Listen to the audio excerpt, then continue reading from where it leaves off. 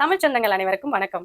திருக்குறள்ல இடம்பெற்றிருக்க மொத்த பறவைகளின் எண்ணிக்கை 5. அது என்னன்றத இந்த வீடியோல பார்ப்போம். முதல் பறவை அன்னப்பறவை. அனிச்சமும் அன்னத்தின் தூவியும் மாதரடிக்கு நெருஞ்சி பழம்.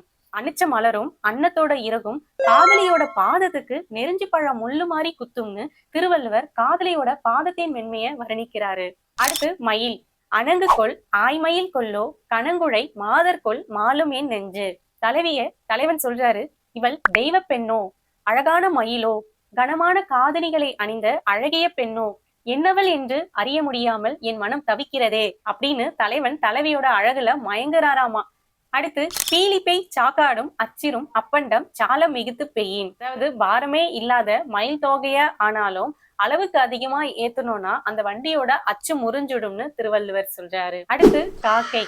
காக்கை கரவா கரைந்துண்ணும் ஆக்கமும் அன்ன நீராருக்கே உலர். அதாவது காக்கா பாத்தீங்கன்னா தனக்கு கிடைச்சத மறைக்காம தன்னுடைய இனத்தை கூவி அடைச்சு அப்புறமா தான் உண்ணும். அந்த மாதிரி தனக்கு மட்டும் கிடைச்சா போதாதுன்னு தான் கூட இருக்கிறவங்களுக்கும் எல்லாம் கிடைக்கணும்னு நினைக்கிற உயர்ந்த எண்ணம் கொண்டவங்க கிட்டதான் செல்வமும் சேரும்னு திருவள்ளுவர் சொல்றாரு. அடுத்து பகல் வெல்லும் கூகையை காக்கை இகழ் வெல்லும் வேந்தருக்கு வேண்டும் பொழுது.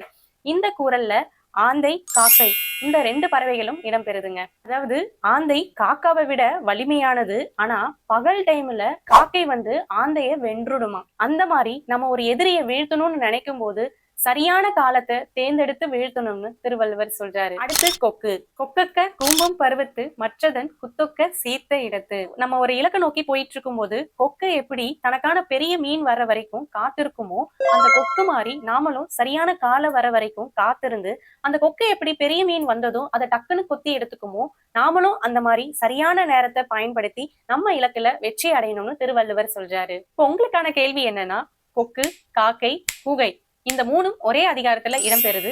அது எந்த அதிகாரம் அப்படின்றத மறக்காம கமெண்ட் பண்ணுங்க. இந்த வீடியோ பிடிச்சிருந்தா லைக் பண்ணுங்க, ஷேர் பண்ணுங்க, சப்ஸ்கிரைப் பண்ணுங்க, ஃபாலோ பண்ணுங்க. திருக்குறளை கற்போம், அதன் இன்பம் நுகர்வோம். நன்றி.